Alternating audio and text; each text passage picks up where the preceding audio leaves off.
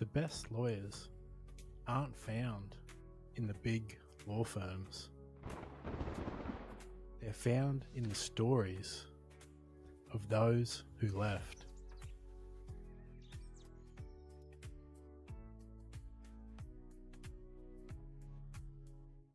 Welcome, listeners and viewers, to the Sell Life for Lawyers, the Self-Employed Lawyers League. I've got on with me today Jonathan Seifman from Legal Query. Jonathan, welcome to the show.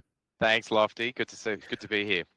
So, tell me, I usually open the conversation with a lawyer by saying, why did you study law and why did you get into law? But why did you get into the legal industry and when did you get into the legal industry? Yeah, thanks. I never practiced law.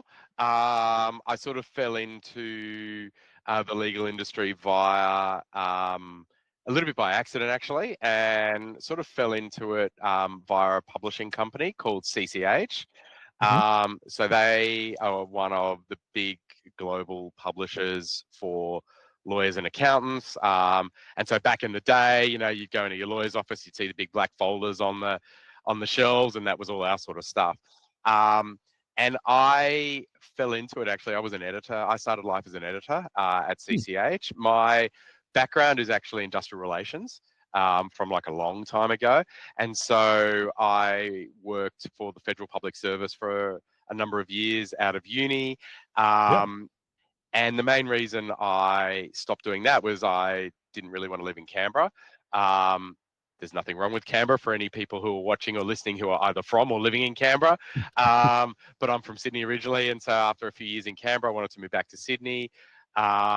And so got a job as an editor of some of the industrial relations publications for a company called CCH. And so that sort of started my journey into legal publishing. And, transparently for anybody listening, I was actually a pretty crappy editor. So I wasn't very good. And so I was one of those guys who was very good at things like coming up with new ideas and, the actual job of an editor I wasn't that great at, but I was good at coming up with new ideas, how to promote ourselves, how to market ourselves, how to sort of enter new markets and things like that. So they sort of moved me relatively quickly within CCH into roles around product development and marketing and business development.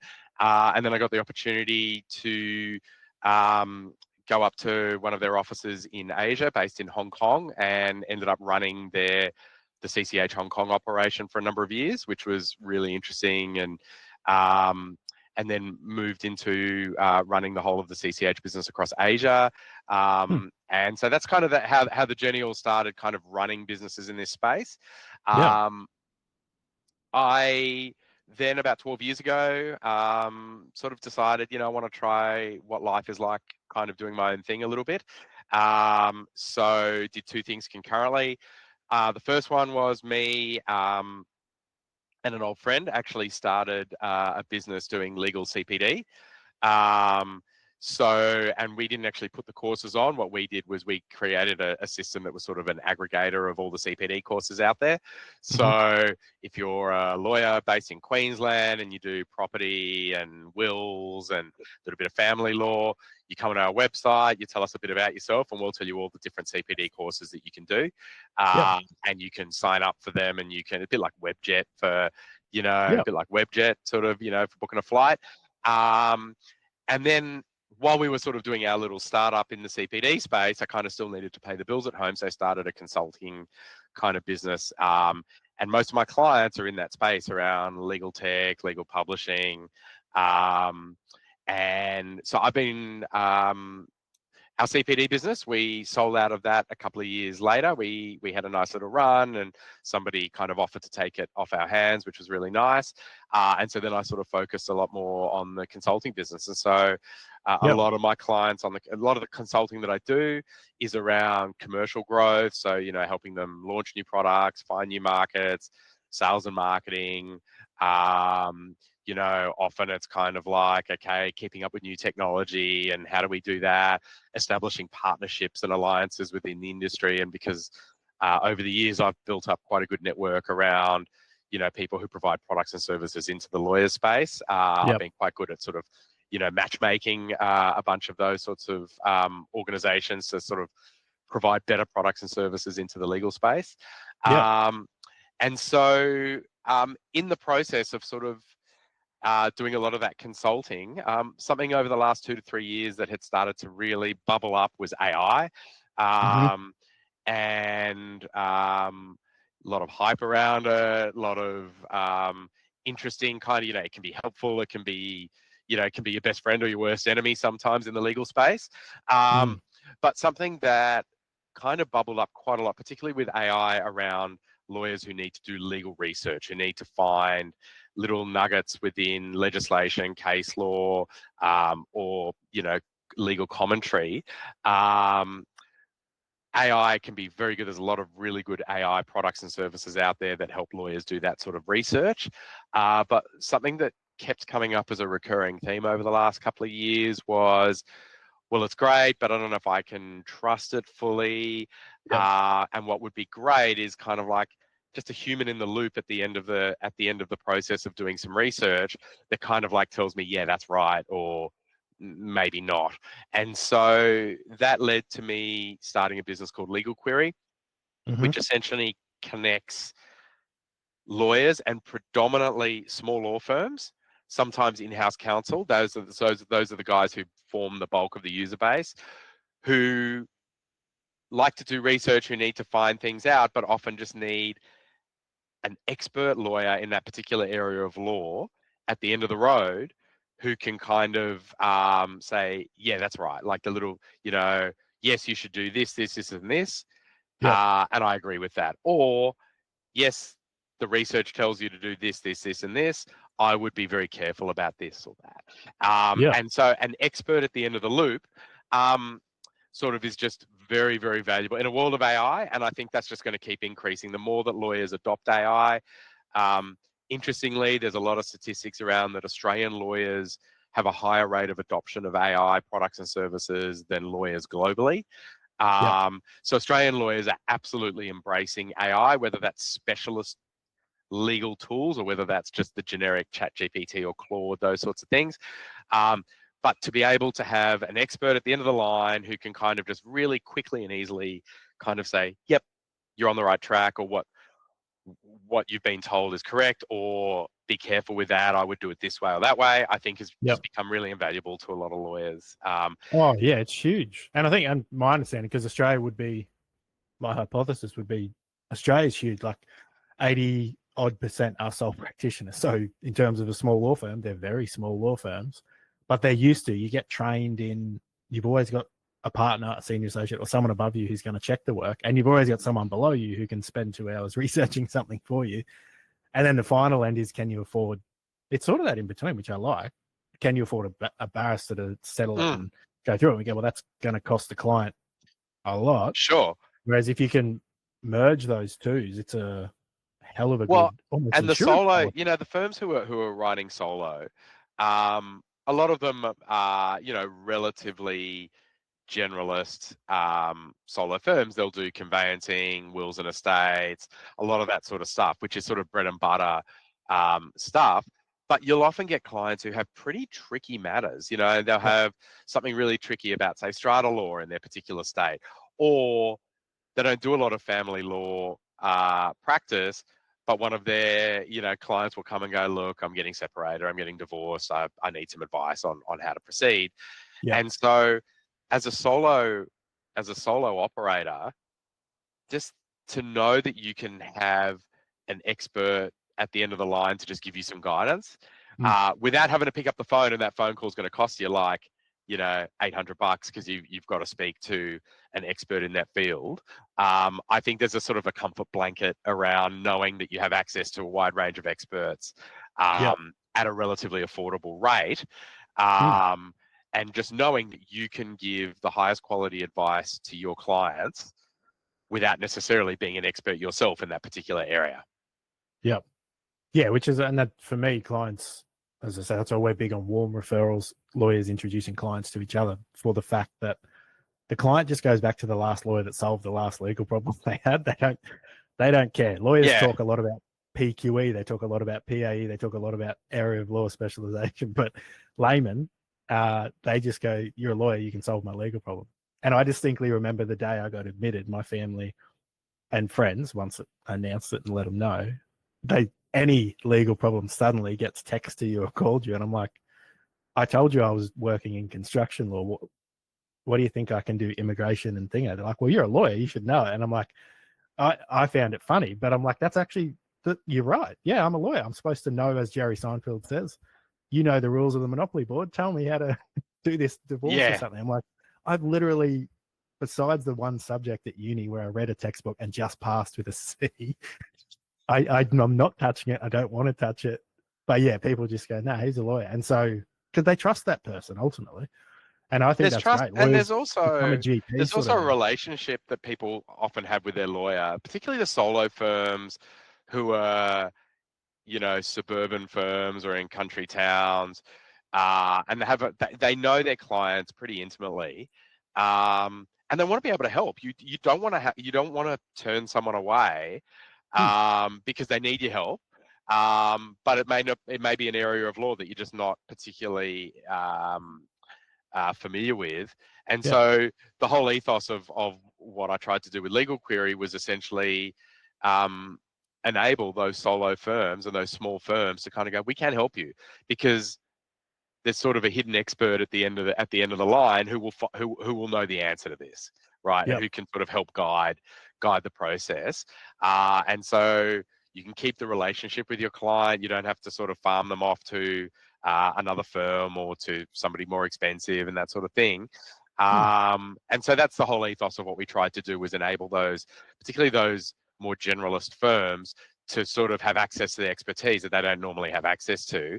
And it Yep. can get expensive to start to pay for that access if you have to start making appointments or that sort of thing. So yeah, that's what we really tried to do. And that sort of came out of just years of dealing with firms in this space and people who provide products and services in this space, is going, there's just a little gap there. There's some great products and services out there for lawyers to do research, to be able to find answers to things that they need.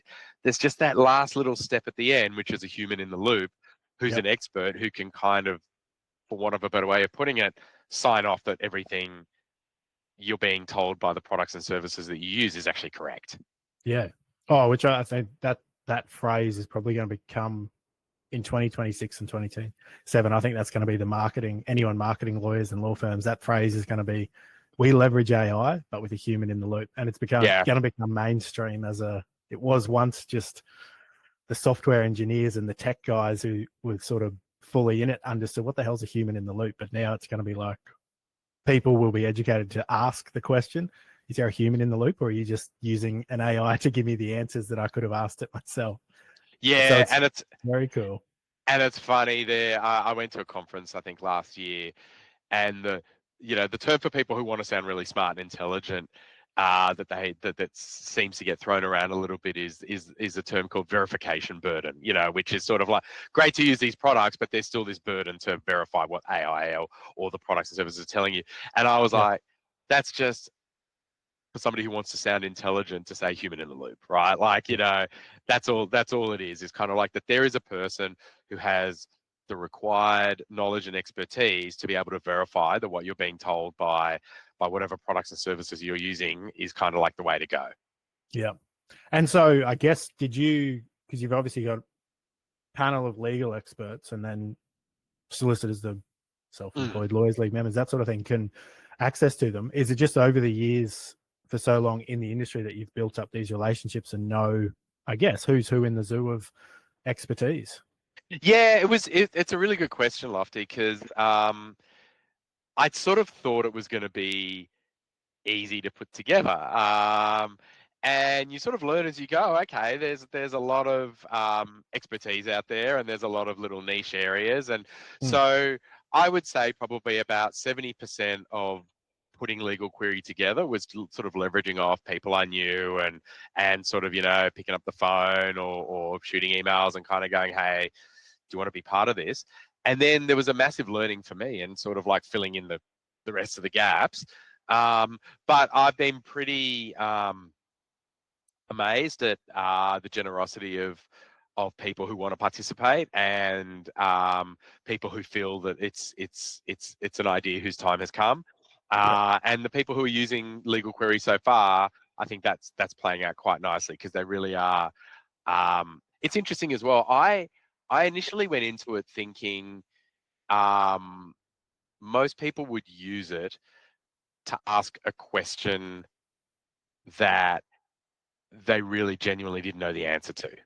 And it's kind of like, okay, like I'm a solo firm in suburban Brisbane, and I do predominantly, conveyancing and wills and estates, and somebody's come to me with a tricky immigration question, and I really don't know like what to do. And so I'm going to use Legal Query to sort of like get an immigration expert to sort of guide me. And so I thought that's the way people would actually use it. The way it's playing out, interestingly, is that most of the users are kind of like, look, I inherently think I know the answer, or I'm pretty sure, but I just need somebody who's an expert to sort of like tell me that's right. And so it's kind of going into it, I thought it would be a little bit more people firing off questions they really genuinely had no idea what the answer was. And it seems to be a little bit, people are more knowledgeable than maybe we feel around this sort of thing. And so it's been interesting. The way people are using it is not necessarily the way I intended when I started building it. And the fun part about this is now we're really iterating it to make sure that it really covers the way people want to use it. Well, and I'm thinking as you're explaining that, I was like, it's the antidote to imposter syndrome, which I don't care how long. I've been doing business development for nearly 20 years at this point, and I still doubt. I'm like, is this working? Is this message going to work? Is this outreach going to, like, I still have all those doubts in what I do. I'm like, I can't imagine. I am a lawyer, but I don't practice myself. I can't imagine those doubts in terms of this person is going to make a life-changing decision based on what I tell them. Yeah, maybe having a little second opinion of someone who's, got 40 years experience, I've got 25 years combined with mine, I can sleep easy at night knowing the words I told them are correct. So I would say it's an antidote to imposter syndrome.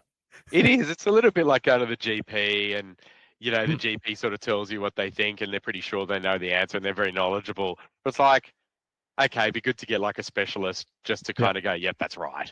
And so it's kind of it's a little bit like that. And so I think and it allows small firms to just widen their practice a little bit, and to be able to say, look, we do offer a wider range of sort of advice on issues, because I have access to a network of people through Legal Query who can help me when I need. Yep. And so is it, I guess as it grows, is the plan, you've obviously got people can sign up for sort of a subscription so they can ask questions and that sort of thing of the experts. Is the plan to grow the expertise as well as the vendors? Because in my mind, as I see this playing out, everyone, and I guess because I coach lawyers, to find what's your niche and just become Australia's best at one weird area of law or one particular problem, like alcohol licensing or fisheries lawyer or something that's just so weird and quirky that every other lawyer goes, nah, send that to so-and-so, because all Lofty does is work with electricians who are owed debts. So if you have an electrician who's owed a debt, send it to Lofty. Is the plan to grow both the expertise side and the legal side? Because as I see it, some experts will want to talk to other experts and be like, can I ask a question of you? Like, I get paid for my expertise, but also can I pay for the expertise? Yeah, 100%. That's the plan. Is to sort of almost cover over time and like you said, it's amazing how niche certain areas of legal practice can get. And so over time, I want to be able to say literally any type of legal problem or issue or question that you have, we will have an expert who is an expert in that particular area, no matter how obscure it is. And so the plan will be to grow that. And then I think there's an element as well of like how, what, through the process of seeing how people are using Legal Query, well, what else can we do that they need that we can help them with? We've got a network of expert lawyers. We have a technology platform that facilitates good communication, good connection between them. How can we do that? The other thing that I find has started to play out a little bit, which is interesting, is that the experts who provide some like the expert opinions through Legal Query are actually winning a little bit more work through their involvement with Legal Query. So we had one user a couple of months back who is a general commercial law firm based in suburban Sydney. And they had a client who runs a startup, and they were engaging an employee. They were hiring somebody, and for the first time, this company was going to pay a sign-on bonus to this employee.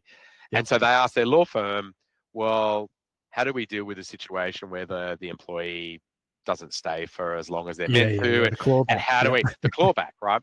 And it's quite a special, it's interesting. It's kind of like, you know, it's not the simplest, you know, and so it's not they straight kind of employment law, it's contract law. So they basically it's triage, that query through Legal Query. We sent it to an expert employment lawyer who gave them some advice on sort of like how to structure the arrangement to sort of best protect their client. And then the Legal Query user then basically engaged that expert employment lawyer directly to draft those clauses. And so it's kind of like the employment lawyer wins extra work.